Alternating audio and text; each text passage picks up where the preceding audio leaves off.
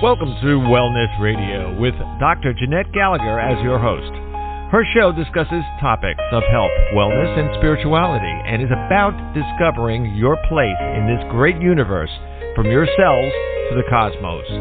Along with her guest, in casual conversation, she strives to ask the difficult questions that may be holding you back from a vibrant life, and shares new ideas that may inspire you to make a change in your life that you only can see in your dreams. And now, here is Dr. Jeanette Gallagher. Good evening, everyone, and welcome to Wellness Radio. This is Dr. Jeanette Gallagher, and it's a pleasure to have you with us here this evening. Tonight, we are going to be talking about our past, the world in which we live, the life that we have led, the experiences we have been through. What are they all about? How do they mold and shape us? How do we bump off the walls and say, oof, that was a tough one, but I'm going to take it up and it's going to be part of me? Still others take many of the stories, the strife, the guilt and shame, and carry it on as if they've been a martyr to the human dogma. Many times we say, what has happened over the decades, and now where are we in the year 2024 as humans? Over the last 13 years on this show, we've already spoken about history. It's so vitally important to look at the last 100 years because they went through wars, depressions, illiteracy, barely even be able to make it, abuse, strife. And, some people say, oh, no, I don't know what anything is about. That doesn't matter to me. I grew up in the 80s and 90s, and it was college, braces on your teeth, perfection, plastic surgery, and I've got a big bank account. I'm good to go. Well, there's so much more when we engage with others, help teach others, help others to see and perhaps inspire them to look at their life with a wider scope, to see how our ancestors have lived, to see what has come up in our own life, and perhaps reflect on it and say, was it a life well lived? Is it a life lived in awareness and openness? And can we actually see, wow, that was something. Humans have really, really evolved, changed, and morphed. I wonder what's coming down the pike next. Life has been so changing these decades. My guest today is Barbara Gitenstein. Her book is Experience is the Angled Road, and it's a memoir, and it's an absolutely wonderful book, and I was so happy to have Barbara today because Barbara does take us along that life path through her ancestor stories to see how they've had all of their strives, how she has partaken in the story, and where she is today. Can we truly look at our angel experience in this life that we call this road that we've walked? Barbara, thank you so much for joining us today. It is such a pleasure to have you with us. Well, Dr. Jeanette, it's lovely to be here. Thank you so much, and thanks for the kind words about the book. I absolutely loved your book because, Barbara, so many times people will say, it's my life, it's my story, devoid of how the heck they got here and what they had to go through in communion with those around us. Do you think people are really not even noticing sometimes? I do, and I also think they're not noticing the little things. As you read in the book, Experience is the Angled Road, what started this book was my mother had early onset Alzheimer's, and I adored my mother, and because it was so painful, I basically taught myself to forget who she was. And a friend of mine who had a mother who suffered from alcoholism said, oh, Bobby, don't worry. When your mother dies, physically, your real mother will come back to you. But I had done such a good job on myself because I was good at it, I guess. I could not remember my mother. And in fact, it took me 20 years after her death to actually remember her. And how I got there was my father had died. I was cleaning out his house with my sister, and I found a box of letters. And the box of letters was, first what I noticed were these letters from his old boyfriend, and I was so excited about finding them. But then I noticed underneath that little packet was a packet of letters from my mother, who was helping me get over the fact that this guy had just broken up with me. And suddenly there she was.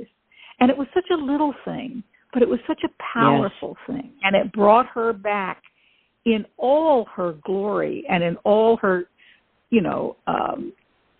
overbearing motherness, but just wonderful. And I could smell her. I could feel her. It was just magnificent. And that's what started the book. Just as you spoke about that, I'm a medium, and it was like that was her gift to you, and she was so happy that you found those. I think there's so many times, that we say, how can we form a connection? And we look back and we always remember a person, sometimes for the things that will hurt us the most, Yes. Because we want to justify their loss. And people don't even realize that. They're sort of like, well, she did this, that, and the other, and, oh, that's okay, now she's gone. You know what I mean? And when they justify the loss with that pain, then they can never relate.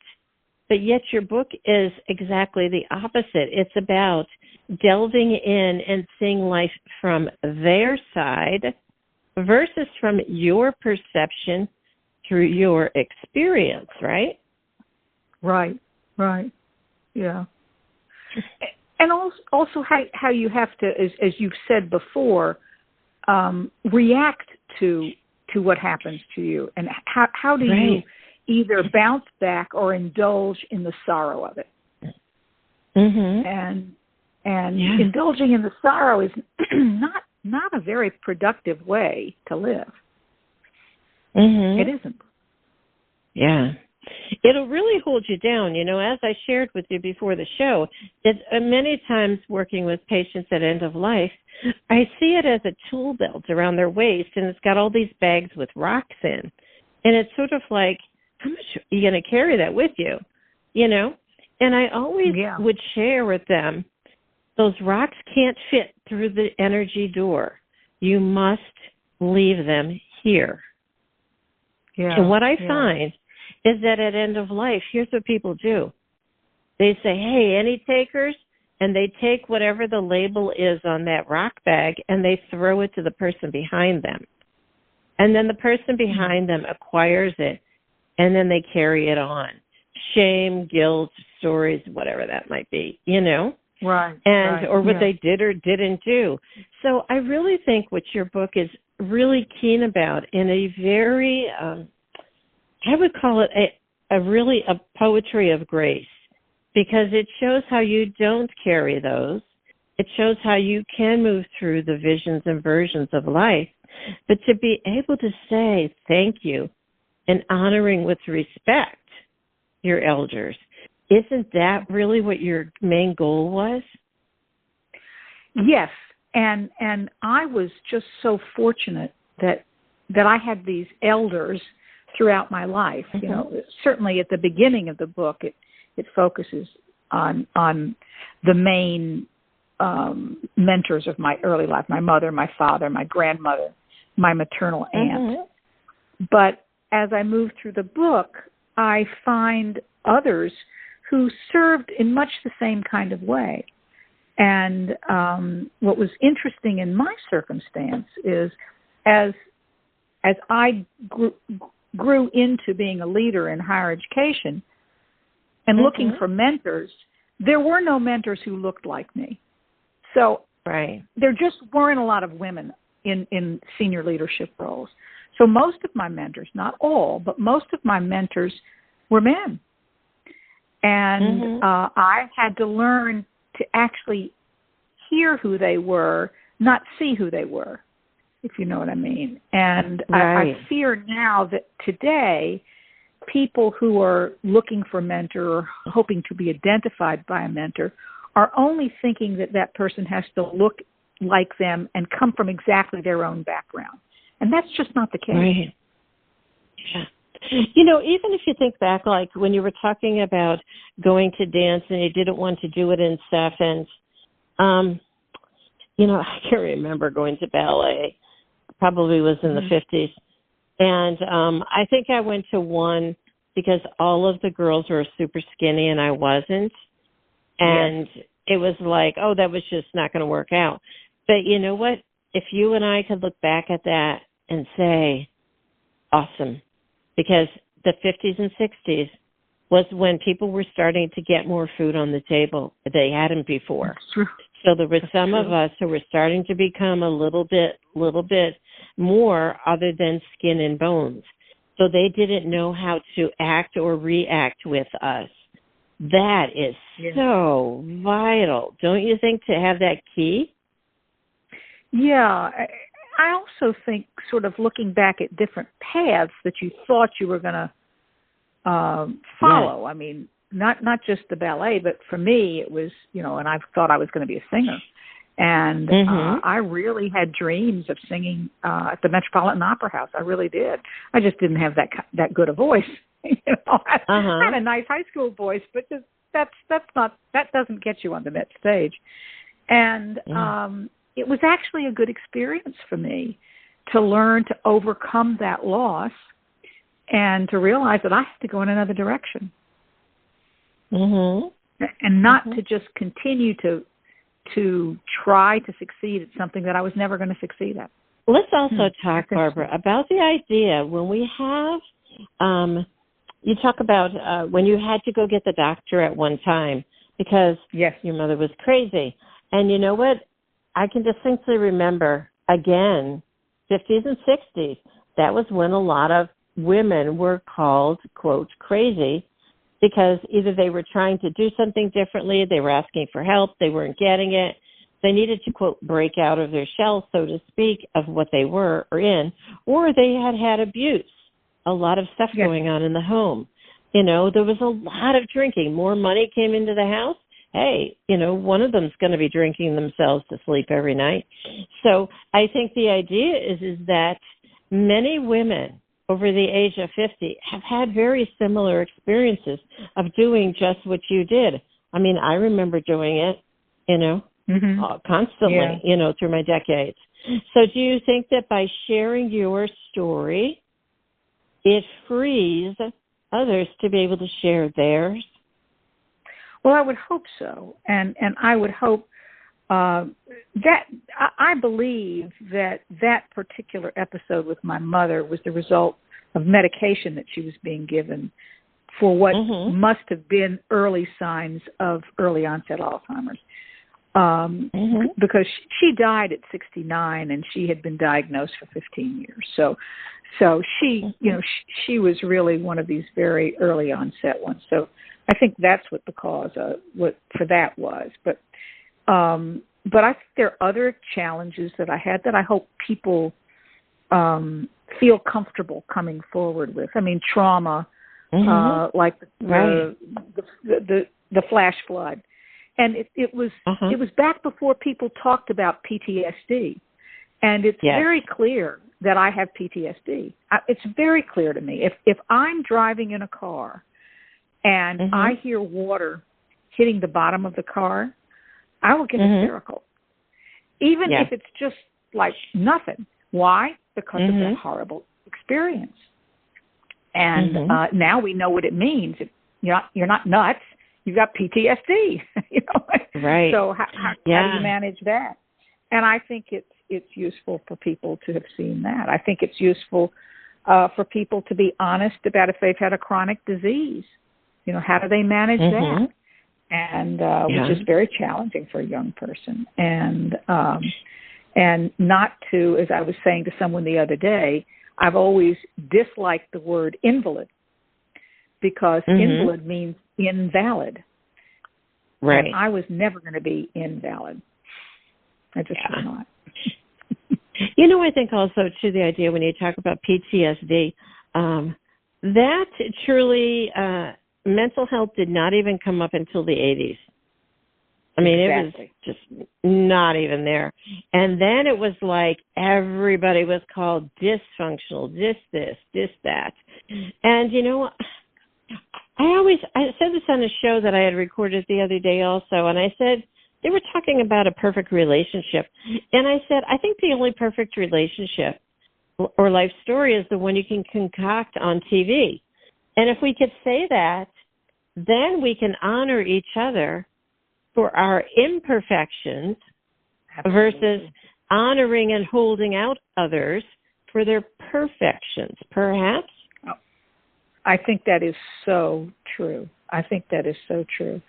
When I think back about my parents, and I was honest about their challenges and difficulties, but they were good parents. They were wonderful people, wonderful people. Yeah. And without them, I wouldn't be literally, but I also wouldn't be who I am. And the same thing is true with everyone in my life. And I hope people see me that way. But also, too, don't you think, even with your father and his choices in his life path, I mean, you don't turn around and disavow their existence. You don't turn around and, and disavow it and just say, well, it doesn't fit my scenario. I think sometimes when you go through these things, of healing or whatever, and you say, I'm going to concoct what I will accept and what I will not accept, you become a very limited person, perhaps? Yes, you become limited, and you also limit how other people can react to you because they're trying to meet your sense of who they ought to be. And as opposed to letting them be themselves in all their, as you said, flaws and wonders. That's what humanity is about. It's what great literature tells us. And we see these amazingly complex people. I think your comment earlier about the foolishness of a perfect relationship is so wise. So wise. I think about the word, and you've used it in your book, Barbara, crazy. I know you have grown up in the decades where that was like, you wanted to get away from that word as far as possible, but we would always hear it. And it was used quite often. It was almost as if it was a scarlet letter people would wear around their neck. And you could walk down the street and someone would say, you're crazy. And it would almost be like they threw it at you and it stuck to you. Do you know what I mean? And when I wonder about the word and I say, how did it come about? How did we allow it to influence and cause judgment? And how can we say, wow, we are so much more than that? Because even when you look at your mother, 15 years with Alzheimer's, a long time ago, my goodness, you still had to get up every day and see her and look at her and engage with her. You know what I mean? It's like, what? It's almost as if you want to go away to your head. You know what I mean? Well, I do. And I think to your point, exactly to your point, what I did to myself and to my relationship with her for those last 6 or 7 years when I sort of erased my memory of her, that was a very bad thing to do. It was not healthy. And it was not smart. It was a protective device. And but it was painful and it was wrong. That's what I did. And it took me 20 years to get over that. But if you didn't do it, you wouldn't have been here today. Do you know what I'm saying? In other words, you wouldn't have had it. Probably not. I mean, that's true. Yeah. Because of my position in the family, I would have been much more involved in the taking care of her and things like that. I guess. I don't know. It's sort of hard for me to imagine what it would have been like if I hadn't done that. But I get your point. Yeah. I get your point. Right. But also, too, if you didn't carry that bag of rocks with you because you had another job to do. You were going to be a leader. You were going to have a job in academia, and you were going to be that mentor. So, in other words, you were saying, I'm here to help others, a family member or whatever for this period of time. And when your mission was done with that person or whatever, you moved on to the next one, the next person, the next job. I mean, your book is a litany of here's the story, here's what we did, next. Do you know what I'm saying?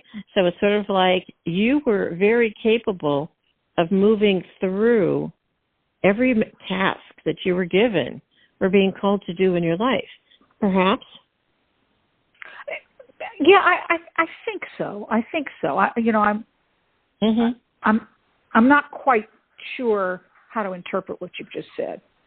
I mean, that gives me much more awareness that I'm sure. I'm not sure I had that awareness at the time. Right. But we weren't meant to have it at that time, because I think a lot of times. I see. You know, even when you talk about chronic disease and you shared your story in the book, we weren't meant to have all of that. Oh, this is just a process. You're going to get over it. Blah blah blah da da da. It's going to be okay. Let the naysayers go. No, we were supposed to be. Oh my gosh, this is disgusting. It's awful. I don't know what to do. This is horrible. I'm embarrassed. I'm in shame. I'm in guilt, because those qualities and emotions and human feelings are necessary. In other words, if you're in the soup, you're in the soup, you know? Stop saying I'm in heaven, but I'm just in the soup, you know what I mean? Be where you are. Own where you are. And when you did that, I think then we will look back at it in retrospect and we say, now I can see. We weren't meant to see it all the time. So do you think that all of the experiences in your story were, in retrospect, you're writing this book and you're saying, there's my gift? Because I think you've given gifts to everybody along the way. I mean, that was your purpose. And it's just, it's so clear. I'm much more aware of the gifts they gave me than that I gave them. But that's generous of you to say, but I certainly feel their gifts to me. And that's important, right? Yeah. Oh, absolutely. Absolutely. Yeah. I think sometimes we go, right, because sometimes we go along in life and we just think, hey, there's the I am. I did this. I did that. You know what I'm saying? The I kind of all the time. It's sort of like sometimes when I'm writing something and unfortunately the word is used, I'm like, can I put just a picture there or something and stop using that word? You know, it's sort of like, oh, gracious. Yeah. Well, sometimes I think words are so both powerful and not powerful enough. I mean, it's one of the reasons why I use Emily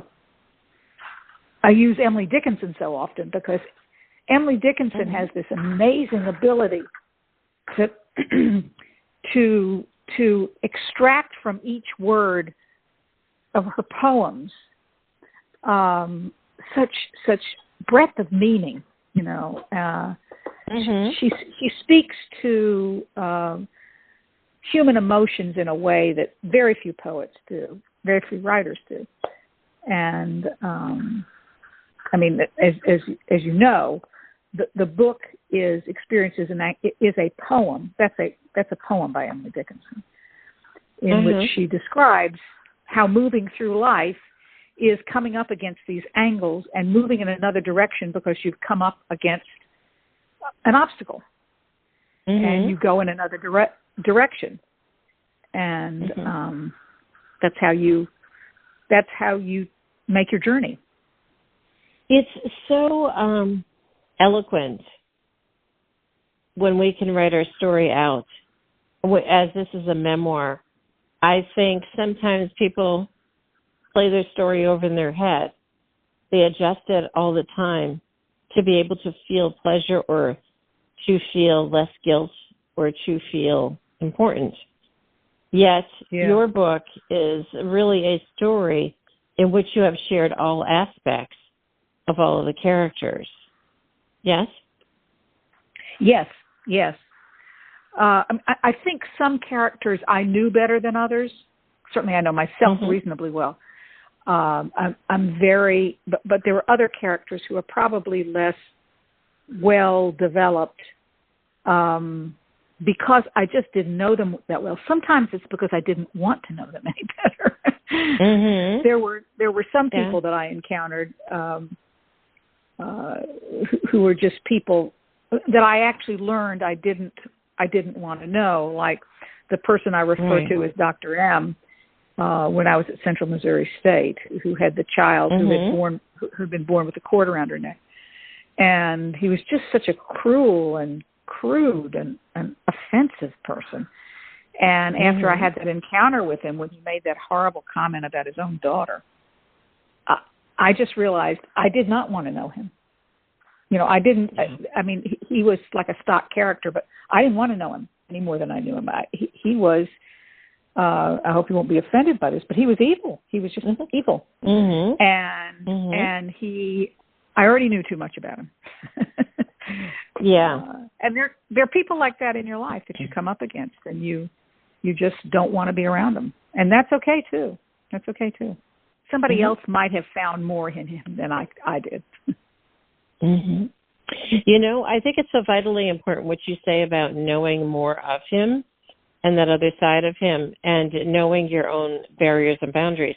Because as empaths, or people who are in awareness their whole life, you are obviously in awareness your whole entire life. That was what was keeping you safe and keeping you secure all along the way, I had one day I don't know, my sister had said something, and I said something else, and she said, but we had such an idyllic childhood. And I said to her, where the hell did you grow up? It obviously was not in the same house, and I kind of stepped back because, and I stepped back, and I just had to totally disconnect. It was like there was nothing that I could say or do to be able to bridge that gap. Right. She had her I've experience. Been in situations like that. And I've had situations like that. I adore and I had mine. I am very close to my brother. But if you asked him to tell about his childhood, it would have been a total, and we were only 2 years apart, totally different experience than mine. And I'm thinking, how could that be? Right. And we're old enough now that we can joke about it, but there was a time when he would say things, and I would say, what planet did you grow up in? What was my planet? And you wonder, was that a figment of the times, or was that I don't know. It was just our experience, because it's so distinctly clear to me, and I'm going, oh my goodness. I just don't even know what you're saying. It's sort of like, it's so, just like you said, it's almost like other planets. It's not even in the same realm. How old, what's the difference between you and your sister age-wise? I had a brother a year younger. He told me the same thing. And I had a sister, and she's 2 years younger. Same thing. Okay. And I'm going, wow, how can that be? So you were the eldest. Yeah. And I distinctly remember I had a vision, and I said, I know why. Because I would always take my sister. I saw her in the attic of the house with all of her dolls around her, creating her own world. And being a medium, what that did was showed me that I took her and put her in the attic to let her create her own world, which was not reality. Mm-hmm. Gotcha. Yes, see. Gotcha. Yeah. So I think a lot of times when we have a lot of these events in our lives, as you shared in your book, you may see it at one point, and then it may drift and change. The story will go, wait a minute, it's a different story. Do you think? Yes. Oh, absolutely. It's a different story. Yeah. Mm-hmm. I mean, and some of that, has been captured. I was an English professor, and so there's so much of my understanding of life comes from reading, and there's wonderful novels, William Faulkner wrote several wonderful novels telling the same story from different perspectives, Sound and the Fury. And and you hear the same story, but told by different people, and they're completely different stories. Yeah. Even though you can find details in there where you can hinge, you can say that happened on Tuesday or Wednesday or something like that in 1942. But it's a completely different tale. Yeah. It's so interesting when you do that, because it just really sheds light on our perception as being the governing factor in our human story. Don't you think so? Yeah, it's Absolutely. sort of like when you get up in the morning, what color glasses are you putting on your head? You know what I mean? Don't you think? Oh, yes. Oh, yeah. Yeah. And sometimes the glasses change in the middle of the day. Yeah, absolutely. Well, do you think, Barbara, by talking about mentoring, when we talk about mentoring in your academia life and the mentors in your life, do you think perhaps you were just seeking something? So in other words, the glasses had an identity that you were looking for that day, and you were asking, how do I walk through this? I think mentorship is just a wonderful relationship. But I'm not sure when people say, do you choose mentors or do mentors choose you? I think it's a mutual kind of thing. I don't think, at least in my experience, for the most part, the most important mentors to me, other than my parents and my grandmother and my aunt, actually made gestures to me before I reached out to them. And in other words, they opened a door and sort of let me know that I was welcome. So I think mentors do more of the action than mentees sometimes are aware of. Because you've got to feel comfortable before you reach out to someone, right? Right. And in every case when I had a major mentor, that person would have made some kind of gesture to me. And how would you define the word? How would you define, Barbara, the word mentor? Because when I think of it two beings engaging in some deep conversation in which they both benefit to be able to have an expanded awareness of life. That's my definition of a mentor. What's yours? I think that's exactly. I think that really captures the dual side of it, because you cannot have a good mentor if the mentor is not open to learning from you. The mentee is teaching the mentor just as the mentor is guiding the mentee. Right. And so I agree with you totally on that. Because don't you think otherwise you would end up with the idea of a hierarchy versus a mentor? Absolutely. You would end up with someone that you follow a prophecy, so to speak, and you don't want that, right? Yes, I think that's exactly correct. I think that's exactly correct. Yeah. And there is something magical. Do you think perhaps, Barbara, in your academic life that you believe that is how it should have been, and perhaps it too is evolving? In higher education, I'm not I don't know that many people are willing to invest the kind of energy and time that's required of being a mentor. And I'm not sure that our students of today are prepared to be mentored. And some of that has to do with the kind of, there has to be a certain amount of vulnerability and openness and willingness to learn from somebody else, but also a sense of resilience. Because sometimes you think you have a mentor and you find out that the person is not doing you any good or is damaging to you. And how do you pull yourself out of that? You have to have a certain kind of personal resilience. I'm not sure that our young people have been brought up in such a way that they've developed that ability to be resilient. And that's scary to me. And some of that is this kind of intrusive parenting. Don't misunderstand me. I don't think that parents should be separate from their children. That's not what I'm saying. But there's this kind of hovering helicopter kind of parents mentality that actually doesn't give particularly teenage children the ability to grow and learn to make mistakes, safe mistakes, on their own, because the parents are too much involved. And then they can't find a mentor because, they're expecting this kind of hovering, which is not what a mentor does. A mentor does not hover. Do you think perhaps that type of student that you're talking about is perhaps the one of deserving, I deserve it, versus giving and receiving? I think that's very different.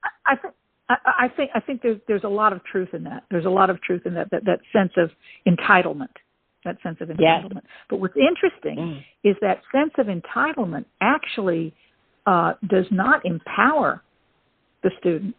It actually weakens the student. And because there's no inside internal resilience.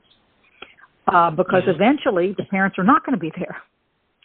Or whoever the protector is. Eventually they're going to have to be on their own. And if they haven't developed these internal abilities, it won't happen, right? Right. Well, because if you think about it, the idea of entitlement or deserving is saying, I'm going to create this facade for you, and you're going to carry that as the cloak that you wear every day. In other words, this is how you're going to be seen, and this is how you're going to reflect out in the world, because that's what's acceptable. So I think the idea is, are we willing to say that we can be unacceptable to other people? I'd spoken to this about on another show, and the idea of perfectionism and imperfection. Are we willing to say that we are all imperfect and expose ourselves? I think the answer is a profounding no. People are not willing to do that. However, in a way, is that not the only way we can come from? In other words, when I think of imperfections, I think of a crack. And if you have a crack in your facade, that's where I always say the light shines through. Who you really are shines through. And that's what you connect with, versus this plastic thing that you've created of perfection that you're saying is the I am. That's interesting. You should say that. It sort of reminds me of my concept of Barbie dolls, right? Right? That have this perfection, which of course is totally unreal and actually not very attractive when you look at it. Not very attractive.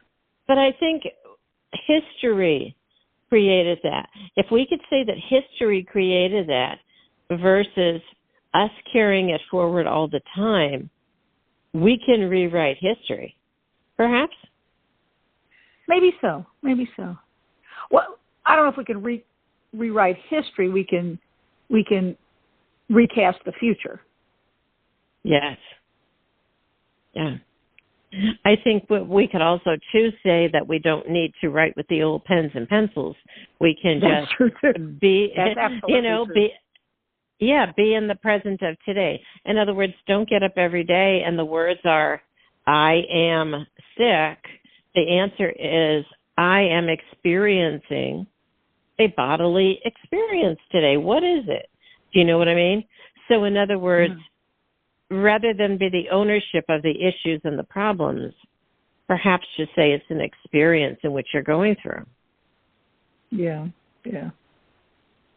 I think in your book, when you went through all of these experiences and shared them so much in detail, it truly, your book, granted you could read it from front to back, but it's something that you could open up to any page and drop right into the experience. That, I think, is such a descriptive way of writing. Yes? Well, thank you. Thank you for saying that.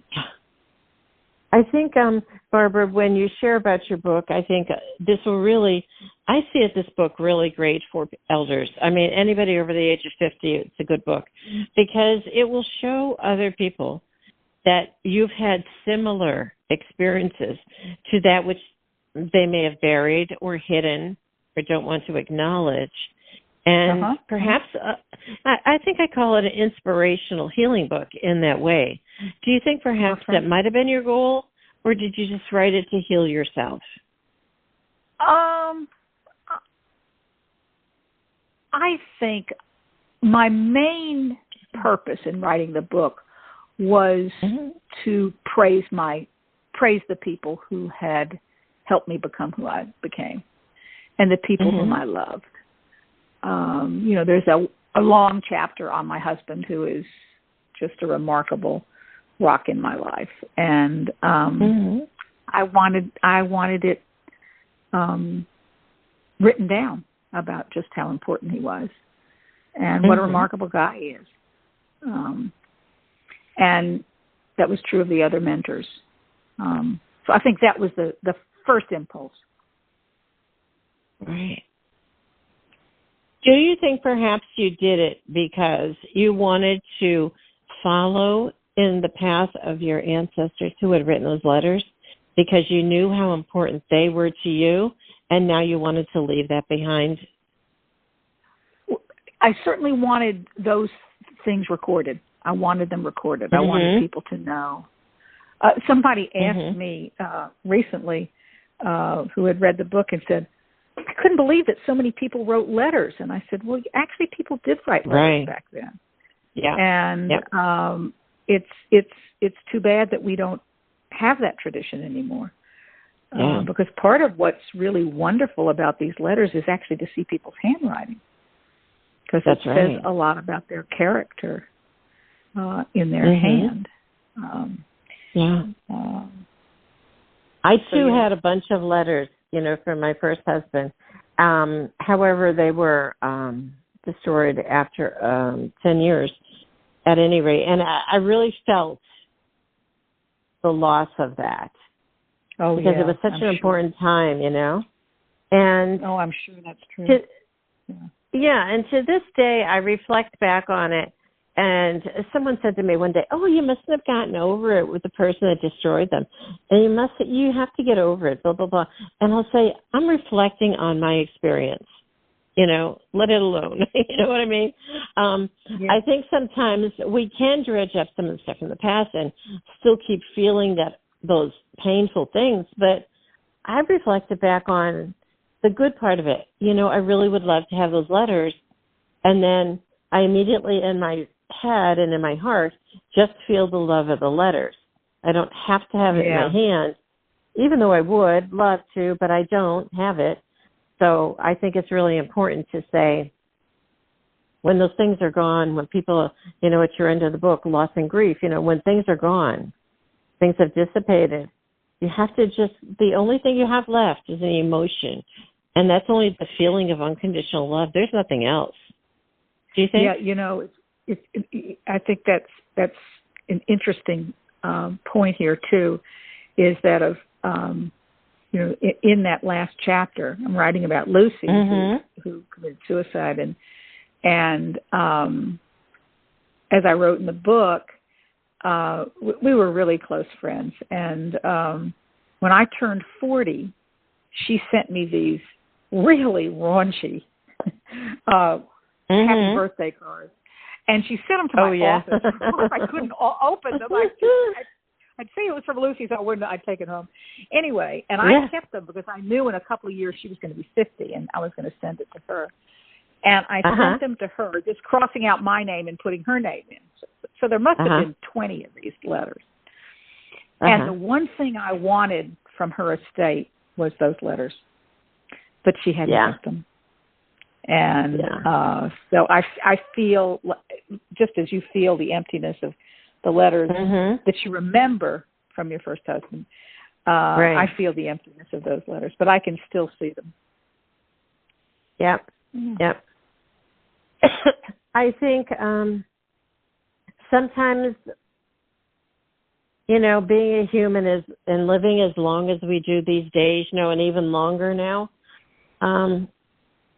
everybody says it's such a great thing, but sometimes you're going, I don't want to. I just have more and more of these experiences stacked up sometimes, And I think back and I look at, all of the men in my lineage have all died by the age of 65. All the women have lived to 99 and 100. And you look back and you say, I wonder what they fill their days with. I wonder what they felt. And in essence, I looked back at those specific women, and what happened was that the first half of their life till the husband died, it was all about him. After the husband died, it was all about them. Oh, they good. were not able to create their life until that person left. Wow. So I think sometimes we have to say, can you see or step back out of the story enough to say, it's going to be okay. It's truly going to be okay. Yeah. Yeah. Yeah. Yep. You know, we step back and we look, and, you know, working with so much with end-of-life patients, I'll share this in closing. They'll say, why am I still here? Why am I still here, you know? And it's, well, I don't know. Why are you still here today? And then I'll ask them, what did you do today? Oh, well, I went over to Jane. Jane needed a pair of socks. I had to give her a pair of socks. Well, that's why you were here today, because you had to give Jane a pair of socks. Because she was cold. She needed socks. So you validated your day today. I think it's as simple as that. And I think that's actually being a teacher. That's being a mentor. That's being a life angel. That's being giving acceptance and compassion. And if we could only understand that, I think we would be such better human beings. What do you think? Probably. I think that's got a lot of validity. Yeah, absolutely.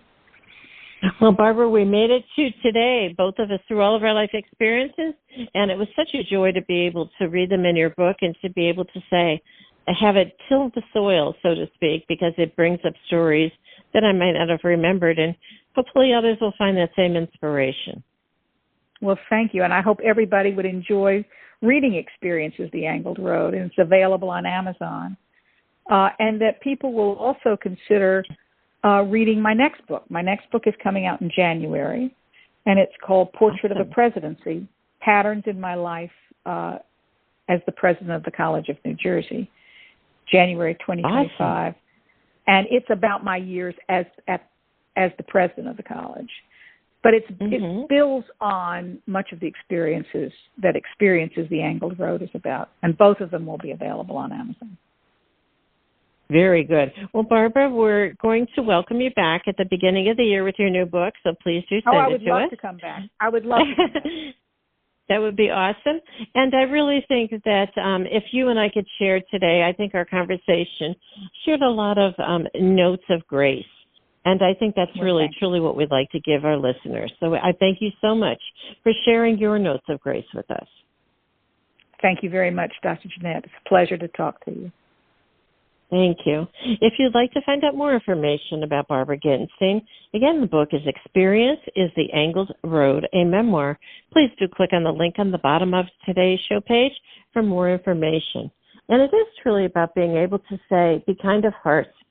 If you walk out the door and everything is a fight, maybe you're a seeker, maybe you're the front of the line that's supposed to clear it for others. For others behind, it's to be grace in receiving, giving, compassion, respect, and honor. Please do find something today where you can say, I validated my day, and wow, it was a great day. Thank you so much for joining us today. This is Dr. Jeanette Gallagher. Until tomorrow, have a great day. Today we discussed many life-changing concepts. Who do you turn to, and how do you know what is best when faced with a health crisis? Dr. Jeanette is a patient advocate. She listens to the patient, the doctors, and the family, clarifies the health issues and concerns, then helps the patient make the best choices going forward. If you would like help implementing change into your life and health, we can talk and see where you are stuck and how to improve the quality of your life. Check the link on the bottom of today's show page or visit drjeanettegallagher.com to schedule a phone appointment today.